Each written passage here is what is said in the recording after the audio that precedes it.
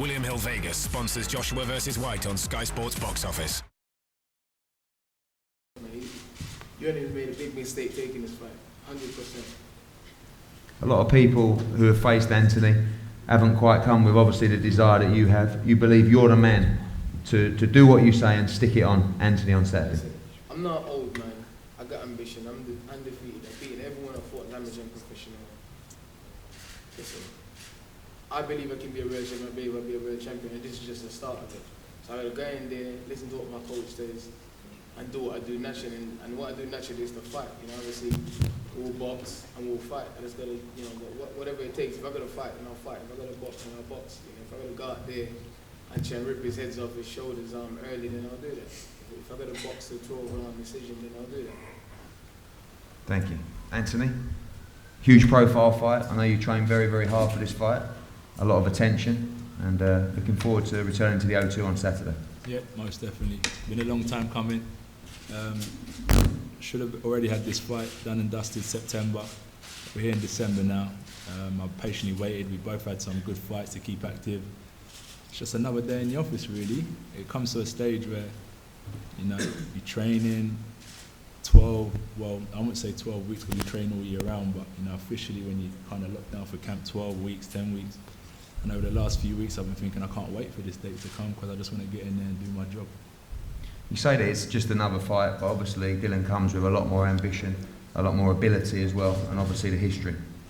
I don't know much about his ambition, his ability, where he's at now in 2015, but he talks a lot, talks a good game, and it'd just be good if he backs it up because, as Jonathan Banks said, you know, we're two artists painting a picture on a canvas, so it'd be good to see the masterpiece, and hopefully it's exciting. You know, we give a lot of the fans, and I appreciate everyone coming out today, supporters, and give them what they want. You know, two heavyweights, fit, hungry, south, north, so on and so on, and come together and put on a real good performance. A lot of your wins so far have been, you know, through your own ability, fairly routine. How excited are you to face a real test on Saturday night and a real fight?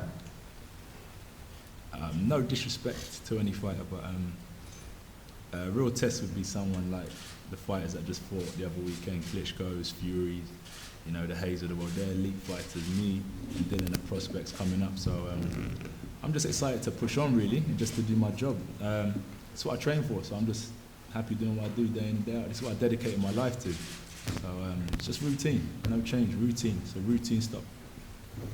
Thank you. As always, wouldn't be possible without our exclusive broadcast partners. I'm going to pass over to the head of boxing at Sky Sports, Adam Smith, for a few words and some questions for the table. Thanks, Eddie. Hope you're all enjoying the programming in the build-up to this. The gloves are off with obviously both Anthony and Dylan and Chris and Spike, who we talked about earlier. We've got live countdowns tonight, tomorrow. We've got plenty of stuff on .com, on Sky Sports News, ahead of Saturday night. It's a fantastic bill at the O2. We're delighted to be part of it. It really is a pre-Christmas cracker, excuse the cliche. I just want to ask a couple of the boys some questions before we get on to the main one, the heavyweights. I'll start with Luke. Luke, obviously, with Anthony Crolla and his phenomenal performance in Manchester the other week. We've got Kevin Mitchell in this terrific fight. I know you've been working with Kevin. I mean, how much does that inspire you to see the lightweight division just sparking probably more than any other division? And how close do you think you are to challenging those guys? Yeah, I mean, I'm definitely inspired by the boys that are winning the belts at the minute. You know, I was ringside for when Crawler won his, and you know, I've got all respect for Crawler, and you know, for me, it's just I need to go out there on Saturday, prove myself, put a great performance on, and then step up again and show everyone that I am ready for them guys, and you know, when I do fight them, you know, I'm going to beat them all. You've got a tough challenge in front of you. What about Kevin Mitchell in with this Ismael Barroso? That's a good fight, isn't it? Yeah, it's a great fight. I don't know much about his opponent. I know he's got a very high knockout record. But you know, I know Kevin is as tough as they come. You know, he's experienced all the wars. You know, and he's come through them. He can punch himself. You know, and he's very good at what he does. So I believe Kevin will go in there and get the win and move on. And you know, that fight, if he fights Crawler, then, you know, I think that's another massive fight for Britain. Are you confident of being the last man standing amongst these great lightweights? Oh, most definitely. You know, I have confidence in myself. You know, I live and breathe this sport. It's the only thing I've ever done. It's the only thing I'm good at. So yeah, you know, I want to be the best at it. To Paulie Malignaggi, who's not just good at fighting, he's pretty good at talking as well. Welcome back, Paulie. One thing I want to know, obviously you're doing some work alongside us here, as you have done over the last couple of years, and we appreciate that. How much do you want to box? How important is it for you to keep going in your heart? And we saw the Danny Garcia fight, obviously. How much more do you want of this in the ring, Paulie? You know, I always get asked that question, and I always tell people that I'm at a stage in my career where I take it one fight at a time, but I'm pretty confident in saying that no matter what, 2016, I won't box past 2016. I want to give it one more run, but I want to be able to dedicate myself the right way to it, you know. I felt like the Danny Garcia fight off of a 1.5-year layoff and very little sparring, hindsight being 2020, wasn't the best idea. Before that, obviously, it sounded great, and you get a big money offer, a big opportunity, and you think you can be ready for it. But, you know, again, it's part of the reason why I was so ticked off at Bronco, because if I would have got the Bronco fight in the spring, I would have dusted him off, gotten my comeback fight out of the way and warm up, and kind of cruised into a fight with Danny Garcia under the proper circumstances. You know, Garcia's a great fighter. You know, you want to be able to be at your best when you fight him, and that's not making excuses. I just have to call it like it is. I want to fight. I want to do it the right way, though, and I think if I can dedicate myself, I can make one more run at it. Do you want to be world champion again? Do you think you can be, or is that not a, you know you wanted the European title, but can you rule the world again, or is that not an option, do you think? I think I want to chase big fights when they present themselves. I think they can present themselves if I get some wins. I think this fight included. You know, there's a lot of possibilities back in the States. Obviously, there's possibilities in Europe. World Championships, obviously, there. With Mayweather possibly having retired, I would assume the titles would become vacant. So I think there's possibilities out there for title fights or big fights. I don't know exactly what I'm chasing. I guess I want to be in the moment, and I want to be in the big moment. I enjoy the adrenaline rush of the big fights and the big lights. I guess every fighter has a hard time letting that go. But again, I don't want to go past 2016, but I do want to chase that greatness for just a little while longer. It's great to have you here. Somebody who's been flying or travelling across the pond a little bit lately, Tony Bellew. Just want to ask you, Tony, and obviously you've got this starring role, and I've seen a sneak preview, and it's pretty good in Creed. How important is it for you, though, to realise your real dream, which is to become a world champion and not quite sort of leave us for Hollywood just yet? I have no intentions of doing that, Adam, in all honesty. It was an honour to do what I've done, but just because you do something once, that doesn't mean that's what you are. You know, I like to have a sing on the karaoke, but that doesn't make me a singer. You know, I dance once every blue moon. I'm not a dancer, so I've acted once. I thoroughly enjoyed my part, but ultimately, I mean, life's about fighting, and always has been, and that's how I provide for my 3 kids, and that's all I want to do. I just want to be a world champion. I'm good enough. And you know, I'm just looking forward to Saturday night. Like I said, it's a hard fight. I know what I'm in for, but I know what it takes. Let's move on to the heavyweights. Quick line from Nisse about Derek Chisora, who's been added to the bill. Obviously, he wants to get into this amazing mix after what happened with Tyson Fury the other week, and the boys up here, and David Haye coming back. Yeah, I mean, I think with Derek, it's always been the case of he needs to keep busy. He needs to keep in the fighting frame of mind. And I think it's a great addition to the card. You know, I think he'll put on a nice show. He always does. And of course, there's a lot of exciting fights out there now that Klitschko's lost his title. You know, you've got Dillian, you've got Anthony, you've got Tyson Fury. I think the domestic scene is, you know, really heating up a lot. So I mean, there's definitely a place for Derek in there. Okay, Dylan, let's move on to you. You've said that they've made a big mistake in allowing Anthony Joshua to share a ring with you again. Let's take you back to 2009. We have seen the crackling footage a little bit in the last couple of weeks. Do you think it's a case of what you did then you're going to do again? You're going to take the fight to him, bullying him, and possibly knock him down? With anybody that get in the ring, there's a high possibility they will get knocked down. I get knocked out. That was 2009. I don't take much away from that fight. The only thing I take away from that fight is the way he was fighting. You know what I mean? It wasn't a technical fight. We was both scrapping. And if you look at the fight, he was the one that was backing down. It was not a technique. He was the one that was backing down. He can train. He can gain as much muscle as he wants. He can get as much experience as he wants. But there's one thing you can never change is your heart. You can change your mindset a little bit, but it's your heart. And I just think his heart's a bit weak. And if there's one thing that I have, is a hell of a heart. You can ask anyone that knows me, anyone that's been around me, anyone that's seen me.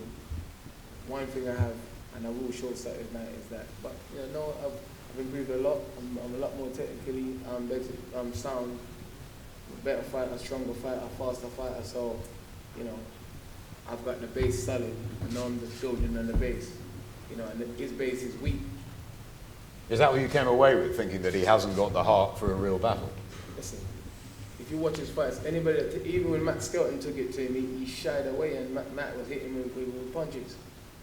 He doesn't want to get in no trenches and fight. He wants to try and keep it low, and he wants to do what he wants to do. Anybody that makes take that away from him, you see what will happen. I'm not going to say anymore. You see what happens like that. You did give each other a hug after that fight. There was respect at the end. That's obviously all gone out the window. No love lost in the build-up. Why has that totally changed? Because obviously it's people around him, the psychology people must have told him some stuff, to help him get over the fight mentally at the time. And I think he's just taken the approach and said some crazy stuff about me, which is unnecessary. We boxed. I left it at that. I boxed. I fought people and beating them, and I've been cool with them. But this fella was alright, and then all of a sudden he just I think because we were losing camp with Vladimir, I was I was a little bit aggressive basically towards him, and then it got squashed. Not squashed, but it got calmed down, and we got told, Diego was so cool, we're here to help Vladimir get ready for the fight. And then I think he took my kindness for weakness at the time. So as soon as he came back from camp, he said all those things about me. So I was like, that's really weird. He was all right a couple of weeks ago. He said, why have you changed all of a sudden? So I think because I was a little bit nice to him, he took it for weaknesses. So.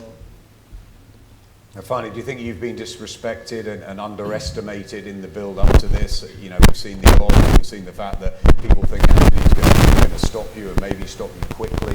Do you feel that people have got this all wrong? I mean, we saw 2 weeks ago with Fury and Klitschko. Few thought Fury would do that. To me, it doesn't matter what people say or what people think. I've always been an underdog in most circumstances in my life, and I keep prevailing and keep proving people wrong. People say I'm not going to make it, and look who I am. I haven't made it yet, but look who I am today. Within the space of 12, 13 months, look who I am. I'm one of the biggest fighting British boxing history. I don't care what anybody says. All that matters to me is what's in here and what's in here. That's it. Nothing else matters. They can say what they want. Whose book is? They're just people that crunch numbers. A lot of these people are saying these things. They don't know to box. They don't know to fight. They've never been hit by me, and I've been in the ring with me. So it doesn't matter to me. All that matters is what I believe, and this man here believe on my left, and the team around me. That's all that matters. I don't care about what people say. Jonathan, you obviously believe in Dillian. You're right behind him. We were over in Austria, and Vladimir was saying that Anthony Joshua is going to be almost the heir apparent, but you believe differently. You're with this guy. Why do you think Dillian Whyte has got the tools to derail Anthony Joshua on Saturday? I mean, to me, it's not about if I do or don't believe if Anthony Joshua will go prevail and be the heir of the heavyweight division. I think both guys are very, very proper prospects of boxing, and they're about to fight at a high level. And what make the fight, to me, what make the fight so great is neither fighter has fought an opponent like they're about to fight on Saturday. So it doesn't matter what could have, should have, or would have happened, no matter how you put it, neither fighter has fought to the caliber of their opponent on Saturday night.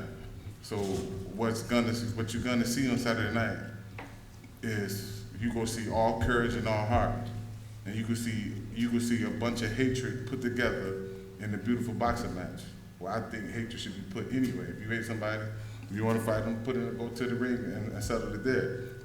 And I think that's what's going to make this fight so great. Both of them want to win. Both of them went out their way to get in the best shape they possibly could get in. I mean, yes, everybody say this is another day in office, this is just a fight, but obviously this is something different.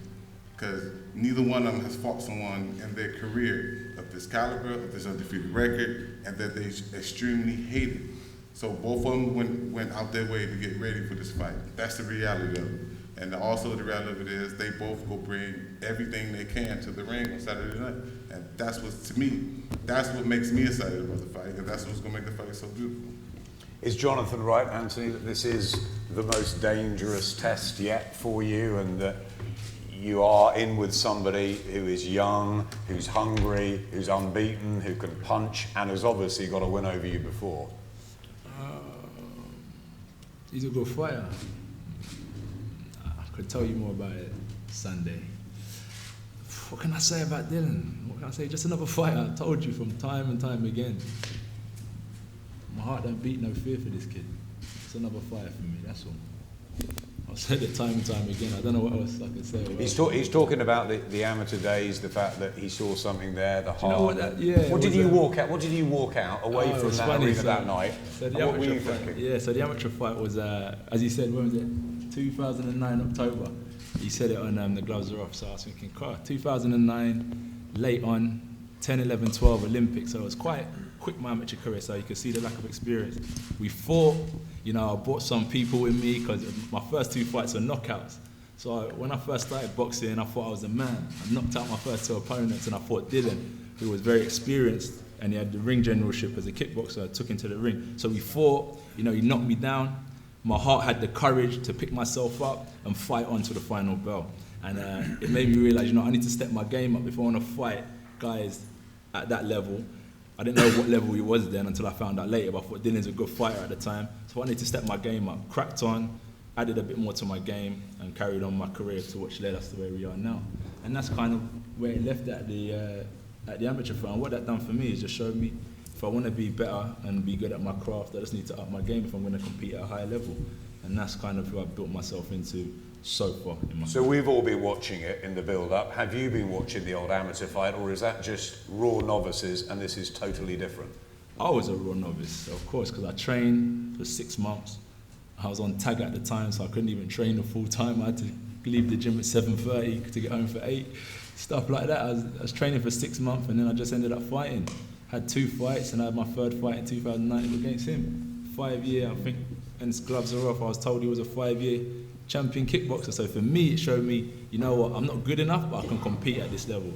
All right, I made some mistakes, I got knocked down, but I got the courage to get myself up and fight on. So what do? I go back to the drawing board, add a bit more arsenal to my game, and try and build myself as a fighter, as a man. And that's why I am here now. That's all it is, it's simple. And that's why I see Dillian as a simple challenge, because I take everything that I do, I don't really overload it, get aggressive. I want to talk about scrapping in Sky Sports, courtyard and all that rubbish. It's all irrelevant. It's just a fight. I'll pick up the belt and move on. It's no big deal. Listen, you give it and you're going like you're this bad boy. So when talk to me. In what sense, though? Explain yourself. When you talk, explain yourself. When I say to you, yeah, you want to fight, it's as simple as that. Don't talk. December 12th, of course. That's why I'm sitting here now. You see, after the fight finished on December 12th, you always jump onto the next subject. After the fight finished December 12th, that's not the end of it. I'm going to find you and we're going to have a straight down. Trust me. like real man, old school straight down the grass. Trust me. Don't talk too much. As I always said, everyone, just tell him, just compose yourself. I've told you so many times, just compose yourself. You know what my problem is? You're a fraud. Okay, it's your opinion. You're going like you're this nice guy and you're a scum. But I thought I was a bad boy a minute ago. I'm going on like I'm a bad boy. Now I'm going on like I'm a nice guy. Think about this and just compose yourself. It's only a fight. Listen. You know what I'm saying? Don't let it cloud your judgment or your mentality. It's only a fight. You're supposed to be good at what you do. Keep it professional. Not too long. Keep it professional. Not too long, bro. Then we're supposed to fight September, man. It's no big deal for me to fight. Oh my, take a fight with a broken hand. You talk a good game. I said let's fight September. Then you come up with an excuse at your hands. Listen, I'm not Kevin Johnson. Johnson to sit around and wait over. You were talking that you couldn't touch Kevin Johnson when you spar him. How You're a great he is, fool, and it's bruv. too Listen, early Kevin for was him. tapping you up. Do you know what I'm saying? Kevin though? was tapping you up. But you talk. Kevin never stop trained you, but talking. ask Clifton Mitchell over there. My Kevin trained you. advice for you is Ask just Clifton is Kevin the fight's trained you. here. The fight's here. Kevin's Just a chill. joke. I'm not Kevin Johnson. You've got your Trust people me. coming here. They're gonna do your job. You're gonna whatever that's gonna get you. Trust If you're me. gonna win or not. Listen to me. Just wait a few Listen to more me. days and you can Listen. chill out. It's only a fight. It's no I'm big easy, deal. buddy. I'm We go to war. We go trenches. We I'm can easy. box. It's no big deal. Listen, you're not going to no war. You're going to come out, stand stiff, move like a robot, try and put it on me, and then what's going to happen when I'm still there? Smiling at you like I am now. Then you're gonna keep on Smiling getting at hit you. with left and right. It's a simple Smiling job. at you. It's simple. That's fine, that's fine. It's no- That's it's the not difference between complicated. you. I don't mind No. getting hit with left and right. You do. That's stupid. That's not the art. You're No, with that's a stupid. world-class I'm more trainer. worried than what you are. That's You're with all. a world-class trainer. He should teach You're you that. The class, sweet man. science You're of class. boxing. Where's the trainer? Where's Hit and Robert don't get McCracken? hit. Tony Sims. Where's Robert Robert McCracken? McCracken. I've got big respect for those Where's guys who Rob? saw me through. Why is Rob not He's here? in Sheffield with the Olympic Oh, squad, okay, alright, cool. doing his job. Okay, cool.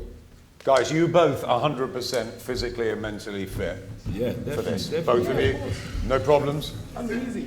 No Hands injuries? okay, No shoulders problems? good. Everything fine? Oh, is your heart? Shoulders Is good. your heart good? Shoulders Is good. your heart good? I asked you, you're a doctor. Is your heart good? You're a doctor. I don't need to be a doctor to tell that you're loaded on steroids. Are you not up in the big on steroids? You're the one who got a 2-year ban. That's what I'm trying to say. What are you talking about? I got 2 years What are you back. talking You about? only got convicted for selling drugs. William Hill Vegas sponsors Joshua vs. White on Sky Sports Box Office.